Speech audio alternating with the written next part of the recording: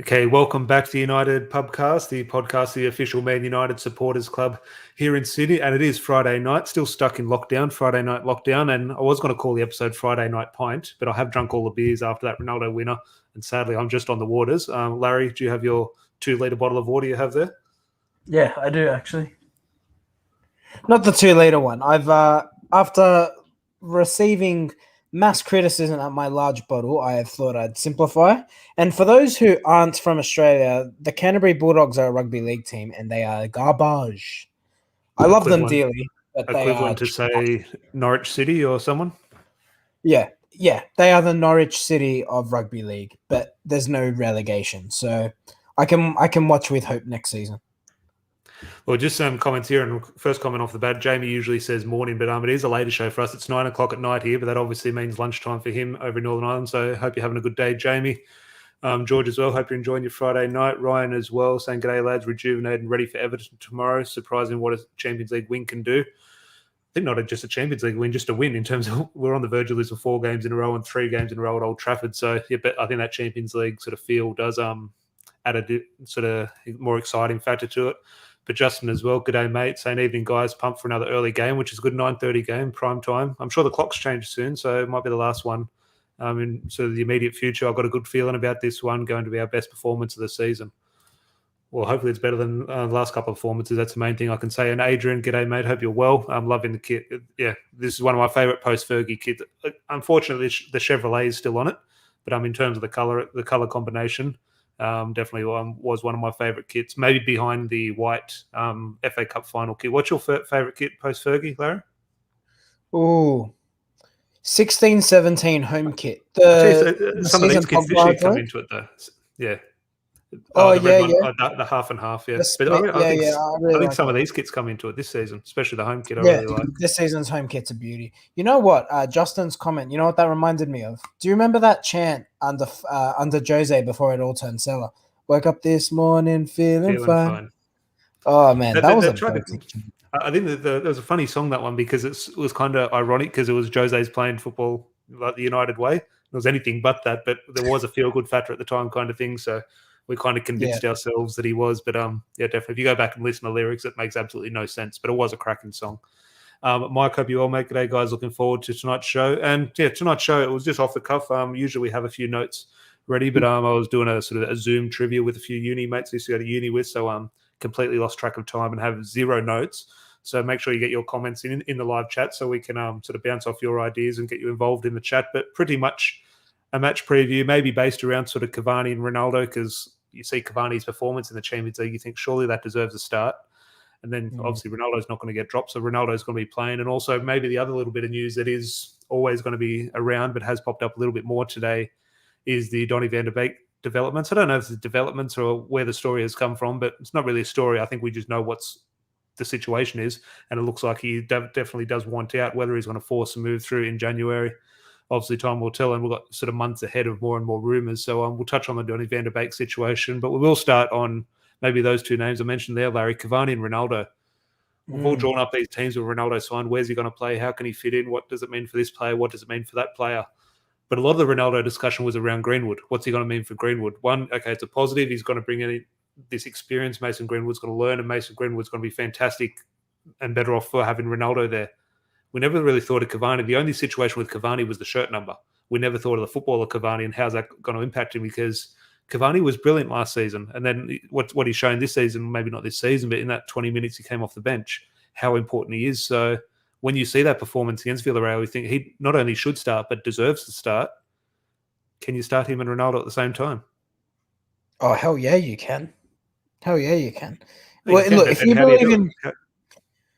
you believe pineapple can go on pizza, which I don't, then you can definitely believe Ronaldo and Cavani can play together. Tell you what, Ronaldo is still nippy enough that he can play wide. In fact, I'll go a step further to say he's obviously a magnificent striker.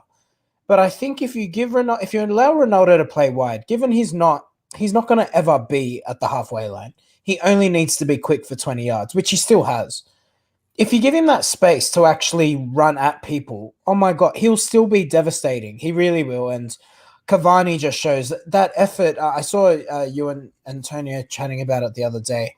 Cavani's effort to get that ball when it looked at, and to be fair, I, as a spectator, thought that ball was going over. Cavani is just an unbelievable striker, and he's just so easy to love, isn't he? You watch him play, Tom, you fall in love with the guy. He's got it almost feels lazy to say this. He's got a Cantona vibe about him, Cavani. He's just larger than life. He's passionate. He is a Manchester United player. I'm gutted it's at the back end of his career, and it's a shame it will probably be his last season in a United shirt. But I think United at the moment, our attack obviously isn't as fluent as you'd like. Just put your best players out there. That's all United got to do. And you talk about Ronaldo you talk about Ronaldo there, and you put him on the left-hand side, and you say what he can do with the ball and how sort of beneficial he can be. That's half the game. Okay, there's obviously a defensive aspect to the game where he's going to have to do a little bit of defending, and we talk about Pogba's limitations on the left, and maybe that's, again, more of an attacking thing. Pogba does track back. He's maybe not the best defender, but he does get back at times, maybe a little bit slower than what many people do like. But yeah, I agree with you. Okay, Ronaldo on the left, if you're dominating the game, yeah, go for it. But a lot of times it won't be dominating the game, and then he has a defensive responsibility. And look, I'm sure he'll give his all for the team, but his all is a different to Marcus Rashford or Edison Cavani or Fred or McTominay. It's a different type of effort. Obviously, there's running around a lot more. So, yeah, that's half the game going forward. That's great. But don't you think it's a bit too big a risk defensively? Oh, look, that's not the norm, mate. Like, I think when we're talking about the Everton game, which I'm sure we'll come into shortly, I think it's something, if it's a game where United are going to have the ball, then I think you can do it. Look, it comes with an element of risk. Of course it does. But let's be real. From what we've seen this season, do you trust this side to keep a clean sheet? I don't. But what they are capable of is scoring goals. Now, I know our attack hasn't been fluent, but that's what I'm saying. I think United, and even Ollie to an extent, needs to accept that, you know what? If we want to play on the front foot, there is a frailty to this football side. It's not perfect, particularly in midfield. They're really getting exposed there. So if that's the case, let's go back to the old days. You score 3, we'll score 4. We can do it. With the caliber of players we have, we can do it. And of course, you're not going to start Ronaldo and Cavani every week, but I think the Everton match, a game where United will expect to play on the front foot, could be an option to do that. Well, just some comments here, and look, hard to disagree. I think it's depending on how you look at it. I think one day I'd wake up and say yes, and another day I'd say no, it makes no sense. We'll see what I feel like tomorrow morning when I wake up. But Justin here saying Cavani to start up front, Ronaldo on the left, Sancho on the right, and Greenwood super sub. Just on that, actually, I'll go through a few more comments, but I'll come back to that. Remind me that one in regards to Jadon Sancho and Greenwood, because that'll be an interesting team selection tomorrow. But Ryan saying Cavani and Ronaldo together can't work with your midfield situation. Not sure how we play them both together. We can't put Ronaldo on the wing and bench Sancho, Rashford, Mason, Pogba as well, which is my concern if we do line up with Ronaldo on the left.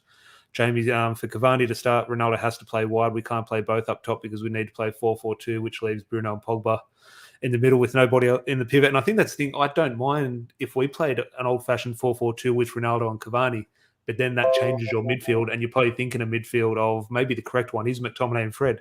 If you're playing 2, you almost have to drop Bruno and drop Pogba type thing. Or maybe you've dropped Bruno and play McTominay and Pogba as sort of 2 box-to-box midfielders. So I think you can do 4-4-2, but the issue then isn't at the back, isn't at the front. I think the 2 strikers pick themselves. It is that midfield. United could play with a 3. Sorry to interrupt you, Tom. United could play with a 3 at the back. You could go in a 3-5-2, pack the midfield in. I think that could potentially work. I think that's a more likely scenario in terms of if you wanted to play a 2-striker system.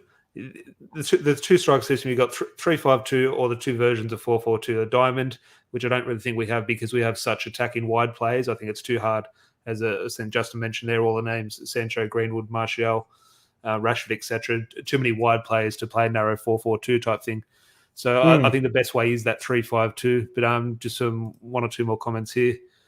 In terms of talking about the width, Mad saying is that what left and right backs are for. Our fullback situation is interesting now because Delo didn't cover himself in any glory, but Wan-Bissaka is obviously suspended for the Champions League. He'll come back in for this one, obviously. But our fullback situation, I think we always thought, we're fine. We've got some very good fullbacks, but sometimes this season it's been sort of highlighted that maybe you can understand why Solskjaer was in for Kieran Trippier, etc. Just one or two more before I want to come back to that Justin one, but George saying I still don't think Ronaldo should be starting this game.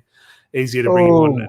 That's a hard one, which at some stage Solskjaer's going to have to make a decision to, not start him in one game. There will come a time, it might be this one, I'm not sure, but there will come a time. What the League Cup was for.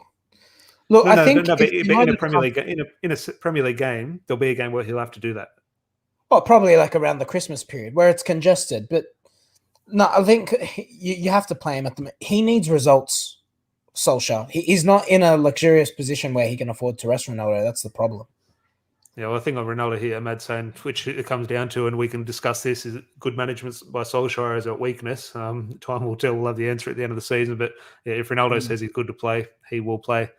And Mike's saying here, why is 4-4-2 no longer preferred in modern football? I think it's hard. I think sometimes when teams do play it, it is almost preferred. I remember the last team to properly play a 4-4-2 was Leicester City. They went and won the league. I think it is very effective if you do it properly. However, the issue is, I remember when it's sort of started to go to a 4-3-3 and 4-5-1 when I sort of stopped playing in midfield. It's just a nightmare. If you have a flat two in the midfield, it's a nightmare if there's an extra man in there. And it's just so hard. If a team dominates the midfield, which you will do if you sort of outnumber them, it's so hard to defend against. There are many positives when you do get the ball and go forward, but defensively, it's very hard to defend. But look, I'd love to see it come back on the type of variation. But you just about to say something, Larry, just before we go? Yeah, After we go to I was going to say comment? actually, just on Mike's comment there. Look at how United struggle with a two-man midfield now. Bruno doesn't set up defensive. Actually, if you look at United defensively, which I really want to look into this a little bit more, United's defensive setup is a 4-4-2. If you actually look at what we do off the ball, which I think maybe is why we gets maybe a little bit exposed. Do you think that's maybe why we're exposed? I think because Bruno, yeah, he pretty much defends as a second striker, which is interesting. But just on the midfield, or not midfield, maybe side of the midfield, just come back to Justin's comment here, saying Sancho on the right and Greenwood super sub. What do you think of that? Because I thought Sancho, yeah, he hasn't sort of torn up any trees yet, but I think every game starting to look a bit better. Look, maybe not so much better, but he's looking fitter, which is obviously the most important thing at this stage. So I think he is improving a little bit. And Greenwood, I think he's playing well, but what you think of Mason Greenwood when you think of him, you're thinking of goals. And the last couple of games, he just hasn't offered that goal threat, whether that be through his performance or the way we're playing. Obviously, we haven't been playing well, so we can't label all the criticism at Greenwood, but you're not really thinking, okay, Greenwood's going to score this game, where you think, okay, Ronaldo or Cavani, they're going to score. So do you think maybe this is the time where, okay, he hasn't been selected in the England team? That's another debate for another day with Gareth Southgate. But do you think Jadon Sancho maybe gets the nod over Greenwood on the right this time? I would like to think so. While he wasn't perfect midweek, Sancho, that was his most positive performance. You can see it. Game by game, he's starting to have more glimpses of positive moments.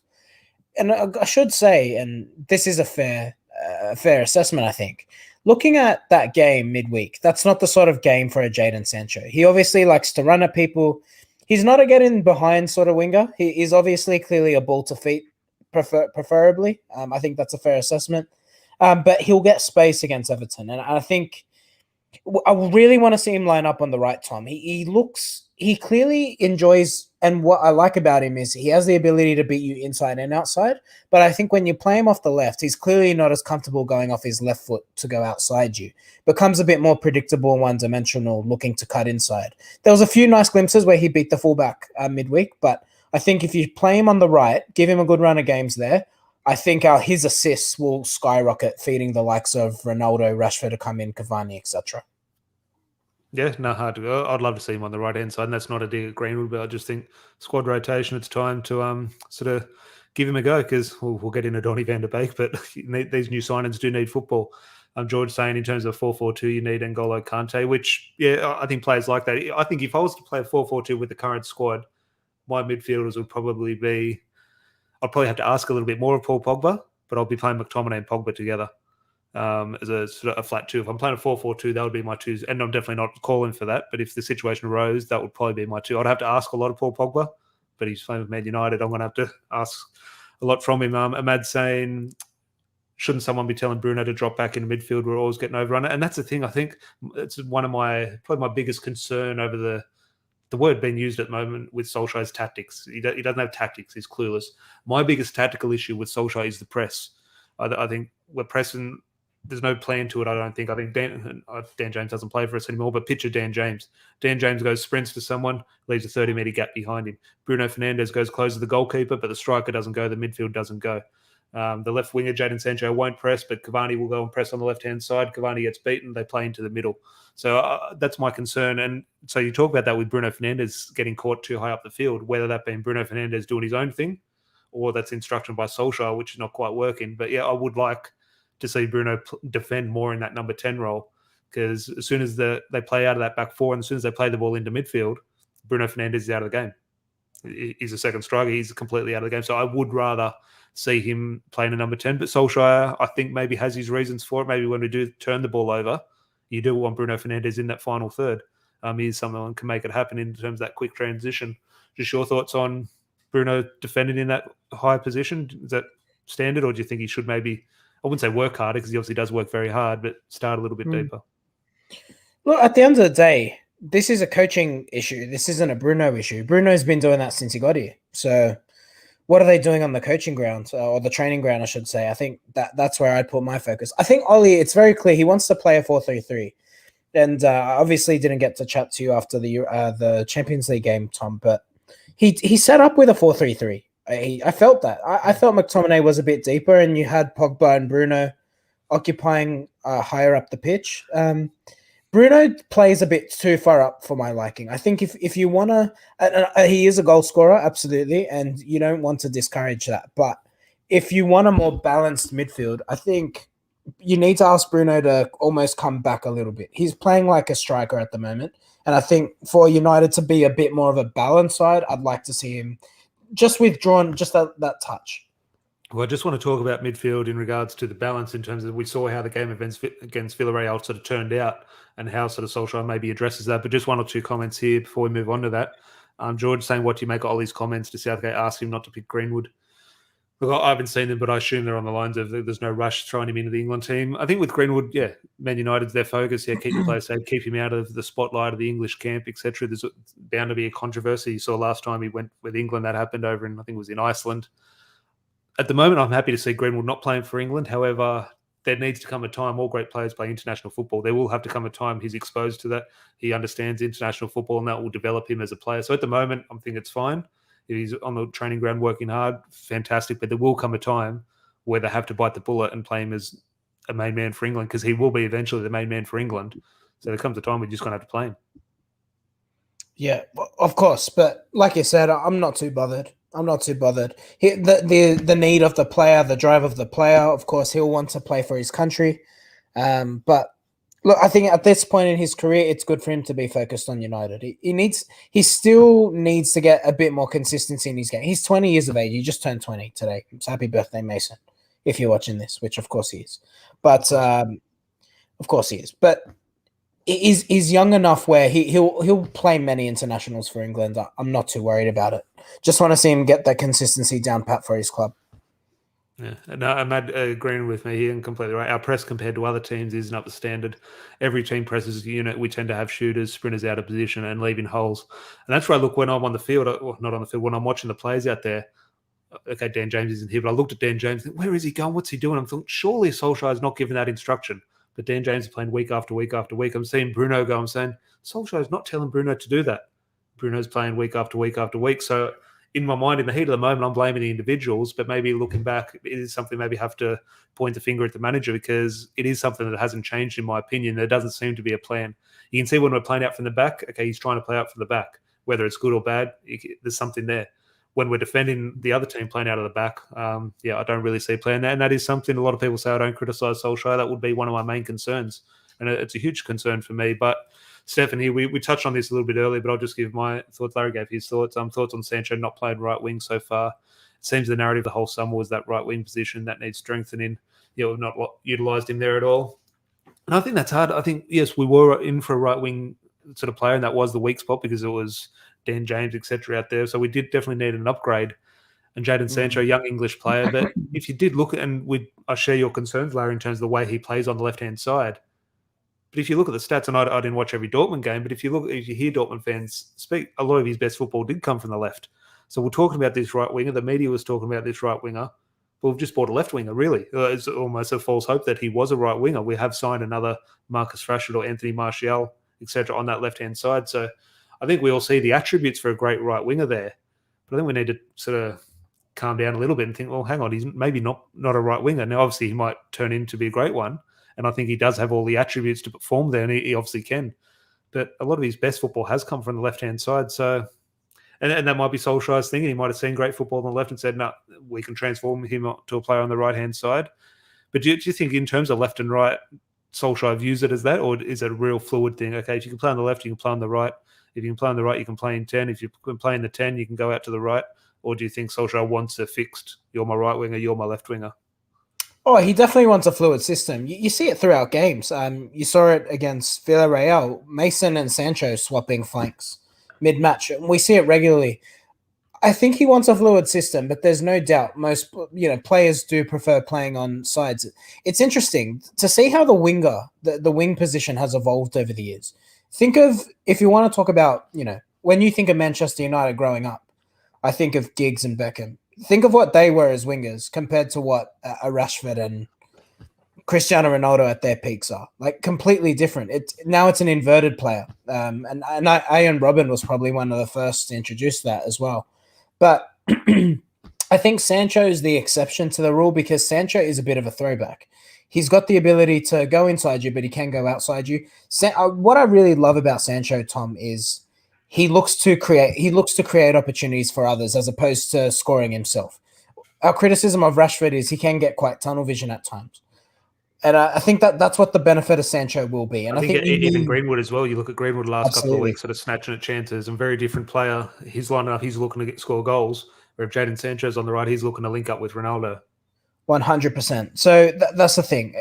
It will be a fluid system, but no one's going to sit here saying Rashford should be on the right. He's clearly a left-sided player. I think with Sancho, he can play both, but I think when you're putting United's best side out there once Rashford's returned, I think you'll find Sancho will be on the right-hand side more often than not. Yeah, no, hard to argue.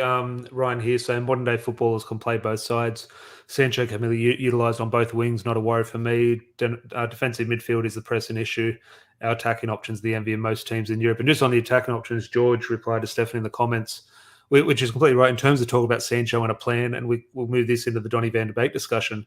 But in terms of that Sancho plan on the wing, I think that was initially the plan until Ronaldo signed, and that is whether this is a good trend. We'll all sort of love the arrival of Ronaldo, and rightly so. But when you do break it down, we can have an argument to say, well, the signing doesn't make great sense in terms of the other options and the options going forward, both on the pitch.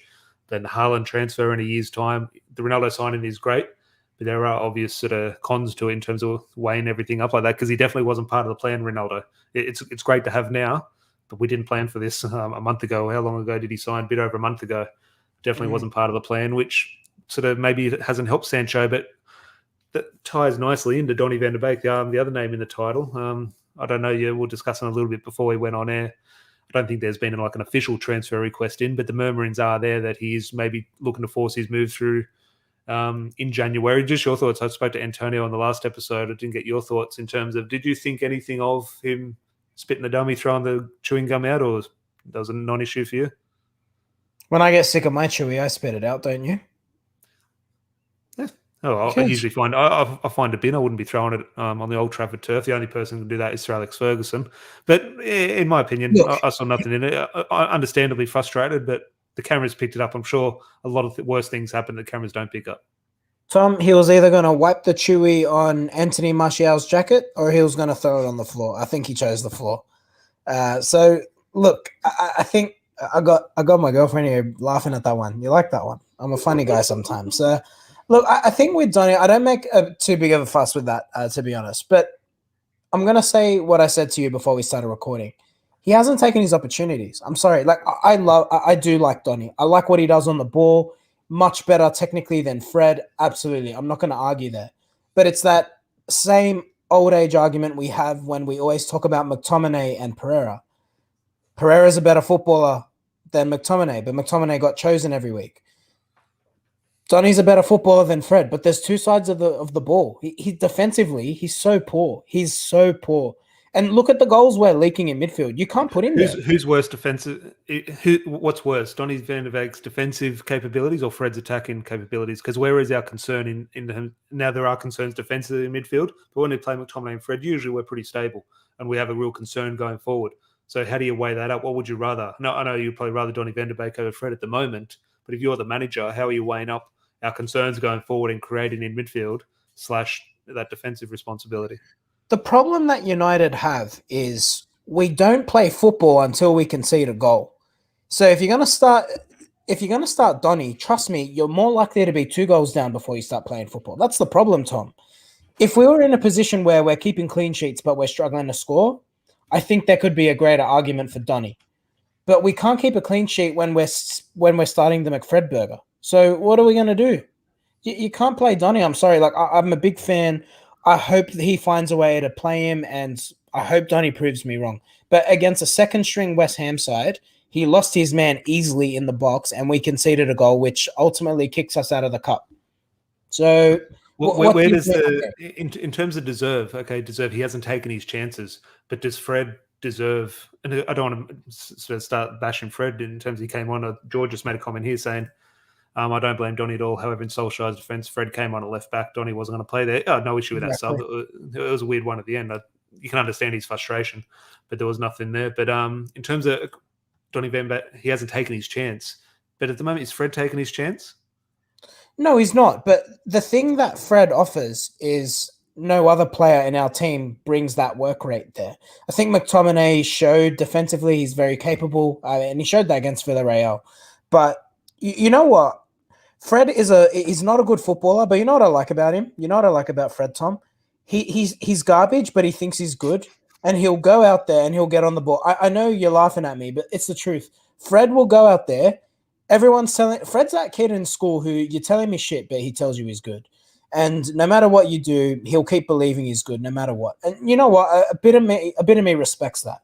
But he doesn't shy away from it, Fred. He can have a rubbish performance, but he'll come in the next week and play well. Donny, if Donny plays bad and Donny's not getting game time, Donny's confidence takes a hit. Poor Donny. Woe is Donny.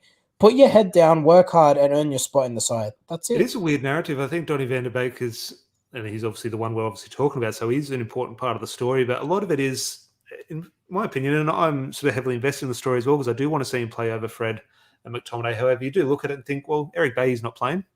One Matter's not playing. One Matter's as a Man United transfer record at some stage. He's not playing. Bailly's not playing. There's other players not playing. There's no story about them. Okay, Donny van der Beek is a big money signing, but 30 million, is that a big money signing? Like really these days? It's just one of those things I really don't see. I understand the story, but I don't understand the reason. There's a lot of players around the league. I'm sure there's someone at Liverpool. I'm sure there's someone at Chelsea who's not playing at the moment. Do we hear anything about it? I'm sure they're frustrated they're not playing. So while I fully understand the story and appreciate it, in terms of the hysteria around it, in my opinion, I don't really see it. My mum is tuned in and it's been a while since she's seen the dog. So hello, Wilbur. Eric, good to see you, mate. Good evening, lads. Hope all is well. I never knew anything about Donny van der Beek before he joined Man United. I looked him up when we signed him and saw how good he was with Ajax. The system grew up while he was playing. Look, he's obviously a fantastic footballer. And absolutely. He's arguably, okay, maybe not Paul Pogba level, but he's arguably our best midfielder in terms of ability. Maybe Nemanja Matic a couple of years ago, but he's obviously a quality player. It's just a weird situation. How much do you put it down to in terms of we're talking about a plan in terms of Jadon Sancho and Ronaldo? Okay, Ronaldo wasn't part of the plan, so maybe that's affected Jadon Sancho. How much do you put it down looking back now? United were fully expecting Paul Pogba to leave. COVID happened. That move didn't go through.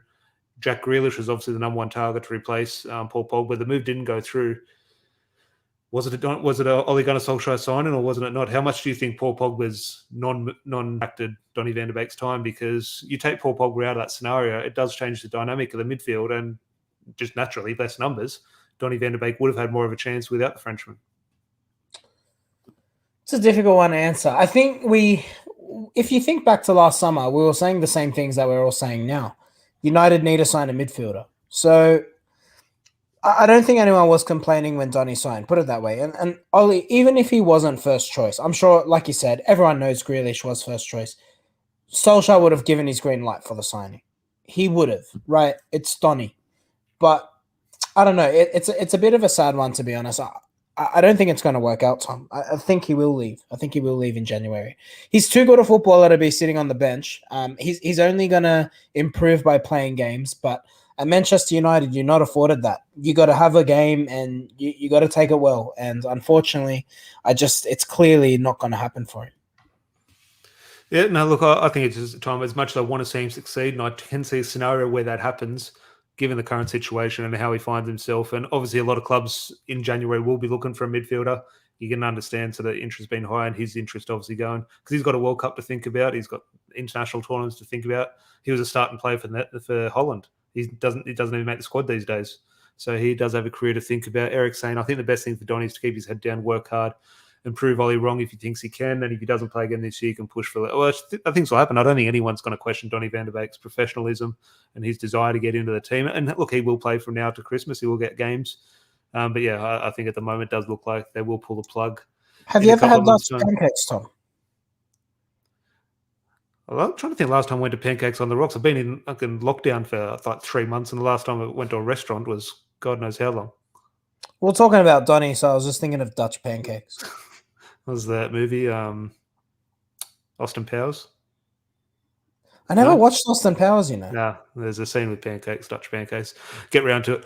But so I was saying, evening lads, if Van der Beek leaves in January, do you think we'll regret letting him go? It's similar to the Daily Blind, which, if Paul Pogba leaves, which again is why I think maybe the club are keeping Donny van der Beek around, because at some stage Paul Pogba is going to leave, very likely at the end of the year, and then that situation does change for Donny van der Beek. And if you see Donny van der Beek go to Real Madrid or go to Juventus, you can see him playing very well, and we will say, geez, we had a really good player there. Suddenly Paul Pogba's left, and we're a little bit light in midfield, and we're thinking, geez, Donny van der Beek should have stayed. So that is why I think I'm not giving up hope on the situation, because our midfield situation could very much change in a year's time. You don't know what the situation's got to be in the man you've managed, obviously different positions, but it does change the dynamic. He's going to leave at some stage. As I said with Paul Pogba, Adrian, how much do you get in January? How much do you get for Donny? I don't think we get anything. I think any business would be a loan. I can't see him leaving just for that factor in terms of Paul Pogba. We don't know the situation with him at the end of the season. If you were to sell Donny van der Beek in January, put it that way, how much would you be trying to get for him realistically? Look, a couple Dutch pancakes would go well. A couple crepes.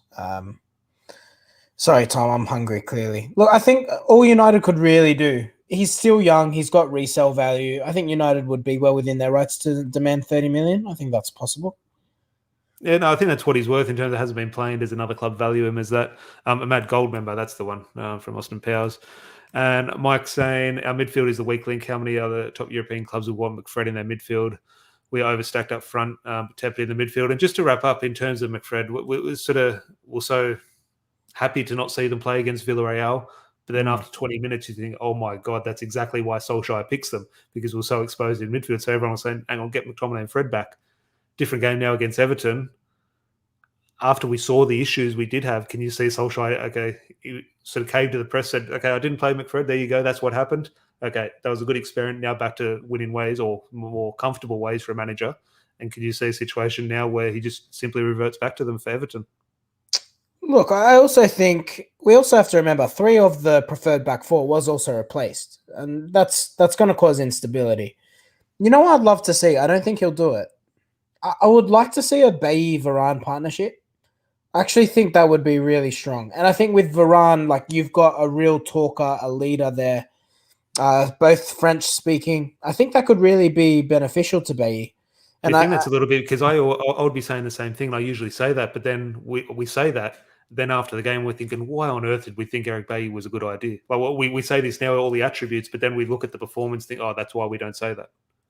Yeah, but the nature of the goal we conceded against Villarreal, you had Lindelof backtracking and you had Delo who just got toasted all night long. And I just wonder, particularly with Tellez there, I would want a bit of pace and a bit more aggression out of that defense. So he'll probably go with Lindelof, and you can't really argue too much if he does. But I think the prospect of a Varane-Bailly partnership could be a really powerful one. Really do. Yeah, it'll be interesting. Well, in terms of Varane, Lindelof's, I think, been fine this season in terms of when he has come in, but Maguire has probably been the weak link. Obviously, Varane has stood out as our best defender, but Maguire's out for a few weeks, so I'm sure they will at some stage. The international and you're playing against Calvert-Lewin, mind you, like a big physical man. So I think he's out. I have a feeling he's out. I think they've got a few out, Everton. I think he's out. I'm hoping he's out, but Richarlison is also out from memory. Maybe someone in the comments throw that in just before we wrap up. But the last comment here from Eric: do you think if Donny van der Beek went on instead of Fred, he could have made the same cross or impact and lead us to the winning goal? As much as I hate to say it, was a Hail Mary from Fred, but it reached Ronaldo. And I made that point. Well, yeah, George made the point earlier in terms of Fred coming on left back. Donny van der Beek was never going to happen. So there was no issue in terms of that substitution. But I do want to give, which I mentioned to Antonio, that I have to give a lot of credit to that cross for Fred. Because if I watched it again today, not for the cross, I watched it for the Ronaldo goal and the celebration, obviously, but it was a beautiful cross by Fred, because if he goes to whip that ball in like a natural cross, it gets blocked by there's a defender within a metre of him and it just hits him. But he says, no, I can't whip this in because of the position of the defender. So he just floats a side-footed pass. Watch it back. It's an absolute beautiful ball by Fred. And what Ronaldo does so well in that situation, the ball's going over his head. He does it brilliantly. He doesn't try and score a goal. So many players, last minute, ball comes in the box, try and get something on it to put it in. And you reach it back, you're not going to generate any power. What he does, just knocks it back into an area. Says, I can't score this, but it might cause a little bit of danger if I put it in the area. So he just knocked it down to Jesse Lingard. Chaos happened. Eventually the ball found it in the goal. But so many strikers would think, okay, ball's coming, I've got to score this, get up and try and get something on it, and just wouldn't generate the power and would just sort of loop over the goal sort of thing. So that's the instinct by Ronaldo, which is just unrivaled. Just such a clever header. Can I ask you a question, Tom? If you had a body like Ronaldo and you scored goals, would you take your shirt off? Would you be scoring? Would you be taking your shirt off? Any opportunity when Ronaldo scores a winner, he loves ripping his shirt off, doesn't he? But you know what? If I had his body, I wouldn't go onto the pitch with a shirt. My shirt would be I'll go out of the tunnel without the shirt on. Yeah, seriously. What a beautiful man he is, though. Can I ask you something? If you had to marry Edison Cavani or Cristiano Ronaldo, who would you marry? I'm taking Cavani, mate. Like, Ronaldo is beautiful to look at, but he'll be like, oh, come on, let's go. There'll be a lot of baggage. Ronaldo would have a lot of baggage. From what I've seen of Cavani, it looks like a casual lifestyle. Like, that's it. He's always, you follow his Instagram, he's always watching like equestrian. Not that I want to be watching equestrian every night, but he seems that that's a very casual thing where Ronaldo, it's going to wake you up at 2 a.m. to go for a run. I'm sure. Look, if you were married to Ronaldo, you'd probably get up and go with him. I don't think you'd be wearing the pants in that relationship. But George saying Calvert-Lewin and Richarlison 50-50. Let's look. Okay, we don't wish injury on them, but fingers crossed they're injured. And Ryan, confident 3-0. Let's go United. Quick prediction. I'd like to say 3-0, but I can't say nil at the moment, so I'll go 3-1. 2-1 United.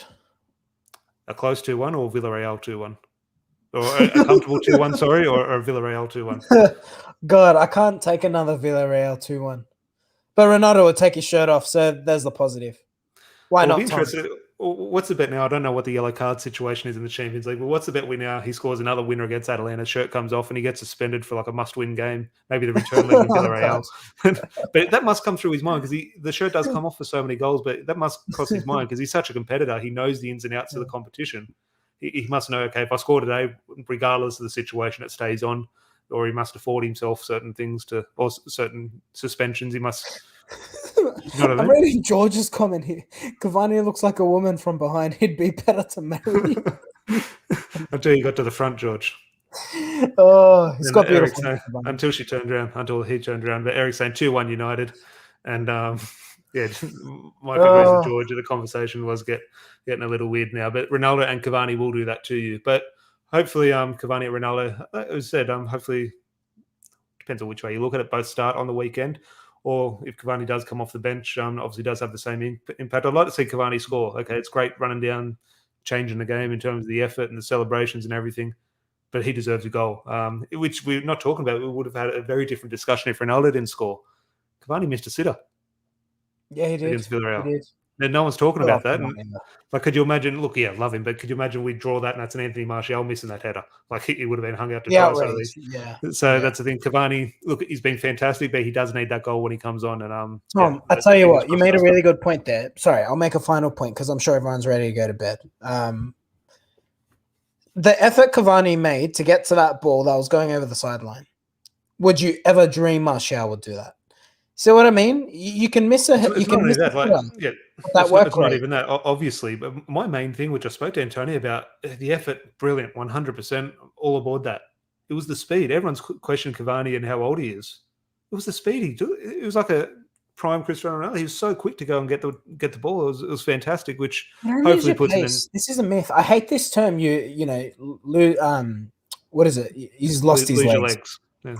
Rubbish. When we talk about losing your legs, right? So, and like, I know this sounds outrageous coming from a 27-year-old, but you know this, right? When we play on the artificial pitch, you're 32, right? 33. True. Yeah, you're 33. when you play on that artificial pitch, it's your recovery. That's what's the issue when you get older. It's the niggling injuries. You don't lose your pace. Sure, maybe you're not going to run 100 yards 10 seconds if you were that quick, but you don't, like, if you're explosive, you remain explosive. You don't lose that. It's just an absolute myth. Mata has never been quick, so I hate it when people say he's lost his legs. He never had legs. Well, the quickest I saw Ronaldo one matter was the last year or 2 seasons ago, the breakaway Against Wolves. Against Wolves. He was running in deep on the pitch. That was as quick as he's gone in a couple of years. So that was proof that doesn't happen. Matt here, I've seen on Twitter, how good was alternate commentary. Do go follow that on Twitter. There was a brilliant line. He's fantastic. Win, lose, or draw. The guy who does that's fantastic. But my best one was, he has all these names for these players. Like, calls Bruno Sexy Bruno, Pastor Fred, Paella Dave for David De Gea. And he's never mentioned Alex Tellez, but when the volley goes in from Tellez, he calls him the Love Island Latino. It's just the way it rolled off the tongue. I urge everyone, go and follow alternate commentary on Twitter. Though. He's Brazilian. Well, Latino. It made sense. Go listen to it. It makes sense. But fantastic Tellez. Well, it'll be interesting to see if he starts again. But last comment, we should be talking about selling Martial in January and cashing on Martial. Plenty of teams would want him, which I think is another discussion, which I'm sure will pop up. There's an international break coming up now. So I'm sure there'll be plenty. If Martial grows his hair back, he'll score goals. That's what I think. I think the shaved head's cursed him a bit. Well, everyone could go on Instagram and tag him, or Twitter and tag him, and try to see if we get that trend in. But again, thank you everyone in the live chat. It was very good today. Until George took it into sort of Cavani and Marion types. So apologies to George, but hopefully everyone did enjoy it. Please leave a like on the video. Make sure you subscribe. If you feel free to share it with any Reds you think might enjoy some extra United content. But Larry, good to see you back, mate. And we'll be back on. Actually, we have got I've always told people not to listen to it, but we're making our TalkSport debut on Sunday. We're actually going to be Sunday afternoon Australian time, and that'll be the Sunday morning breakfast show in the UK. We're going to be on TalkSport, their 6:30 breakfast show. So I've always said no, don't listen to them because they're a bunch of nuts. But this time, listen. I'm sure we'll be hopefully discussing United win. We might not go on if United lose, and I don't want to be just sort of talking about, I don't know who the host is going to be, but talking about a United loss on TalkSport could be a bit touch and dicey, so I won't be doing that. But fingers crossed, we are celebrating a good result Saturday night, Larry, 9:30 kickoff. Yeah, mate, I'm excited for it. Just need to decide what's out for dinner tomorrow. Probably some Thai food. Look, this is what happens when you get me on a Friday night, Tom. I'm just going to move away from the football. Oh, some football. But look, we've discussed Dutch pancakes. We've discussed Thai food. We've discussed marrying Edison Cavani. It's been a good chat. I've enjoyed it. I need a refill. It was only on the water as well. I need a refill of beer. So I will go down to the bottle shop tomorrow before the Everton match and stock up. So make sure you join us on Sunday. I'll definitely have another stone and wood in my hand. So enjoy, Larry. Take care, mate. And hopefully everyone in the chat has a good weekend. Cheers, mate. Cheers.